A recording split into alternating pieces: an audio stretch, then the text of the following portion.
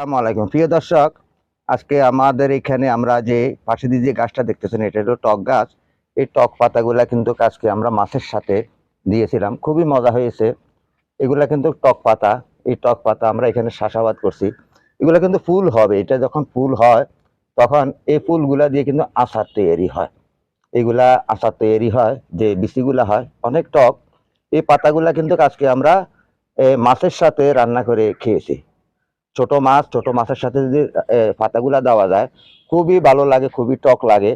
তাই এখানে কিন্তু ফুলও হবে, একটা ফুল ধরবে এবং বেশি হবে, সেগুলো কিন্তু খাওয়া যাবে। এই যে দেখুন এখানেও আছে, এখানেও আমাদের এখানে টক পাতা আছে। এই যে টক পাতা কিভাবে সুন্দরভাবে হয়ে গেছে। এই পাতাগুলা কিন্তু আমরা মাছের সাথে, ছোট মাছের সাথে কিংবা যে কোনো ভাবে খাট্টা রান দিয়েও খাওয়া যায়। এই পাতাগুলা খুবই সুস্বাদু, কিন্তু শরীরের জন্য অনেক উপকৃত। এই গাছটার রং হলো লাল, এই যে দেখতেছেন গাছটার রং হলো লাল। অনেক সুস্বাদু পাতাগুলা, কিন্তু এগুলা যে বিচিগুলা হবে এই বিচিগুলা কিন্তু অনেক সুস্বাদু হয়।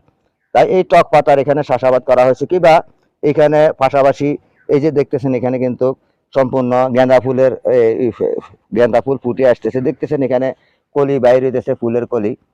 এই যে এখানে ফুলের কলিগুলা বাইরে হইতেছে, এই যে এইভাবে ফুল ধরতেছে। কিবা এখানে বিভিন্ন রকমের চাষাবাদ করা হয়। এই যে দেখতেছেন পাশে দিয়ে আবার এখানে ফুল হয়েছে। এই যে এটা হলো গেঁদা ফুল। এই গেঁদা ফুল কিন্তু অনেকটা এখানে বিচি ফুললে আবার এখান থেকে ফুল হয়ে যায়। ফুলের থেকে যে বিচিগুলা হয় বিচিগুলা আবার হয়ে যায়। এইখানে বিভিন্ন রকমের ফুলের চাষাবাদ করা হয়। এখন শীতকাল কিন্তু শীতকালীন কিছু ফুল আছে, এগুলা কিন্তু হয়ে যাবে। আর এই যে টক পাতা, এই টক পাতাগুলা কিন্তু আমরা সব সময় এগুলো যত সিঁড়ি ততই হয়, যত সিঁড়ি ততই হয়। এই পাতাগুলা খুবই সুস্বাদু। ছোট মাছের সাথে আপনারা পাতাগুলা ধৌত করে দিয়ে দিলে অনেক টক লাগে কিংবা মজা লাগে। তাই এই পাতাগুলা, এই টক গাছগুলা আপনারা চাষাবাদ করবেন।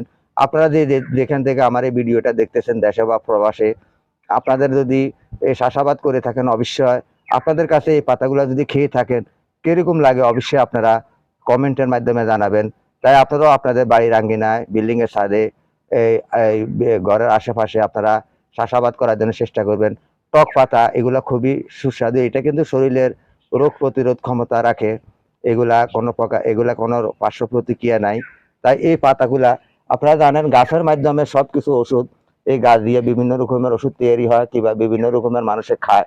এই গাছটা কিন্তু লাল। এই লাল গাছটা এখানে অনেক বড় হয়েছে, এই যে মোটা হয়ে গেছে, এটা আস্তে আস্তে মোটা হচ্ছে। কিংবা এই গাছটার থেকে যখন ফুল হবে, ফল হবে, তখন এই বিচিগুলা আবার ছড়িয়ে ছিটিয়ে পড়বে, সেখান থেকে আবার অনেক গাছ জন্ম নিবে। তাই সকলের প্রতি আহ্বান জানাইতেছি, আপনারা